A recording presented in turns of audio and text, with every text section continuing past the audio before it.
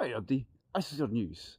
The other day, I done a video in English. It's a wee bit of lagging, so I'm just going to ging through it, just half a quick in Doric.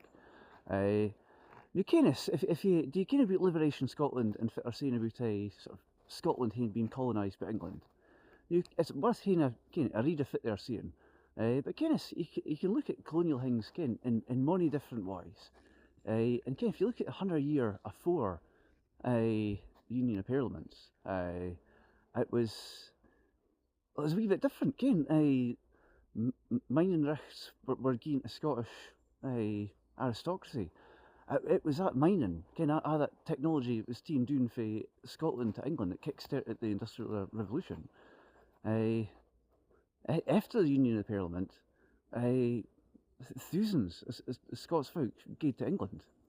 So if colonisation is folk gone to another place, tucking away doing things with them, you'd maybe say it's more the case that Scotland, or England. It just depends on why you look at it, really. But to think of ourselves as colonised Celtic fringe isn't a richt. We're not just Celtic in Scotland. We have a long history of, well, fit am I speaking of now? Is it a Celtic language? No, it's nae. That's fit my ancestors speak for that. Well, some of them were Celtic speaking, but nae all of them. No. Most my ancestors were from Scottish Lowlands, and we're the borough builders.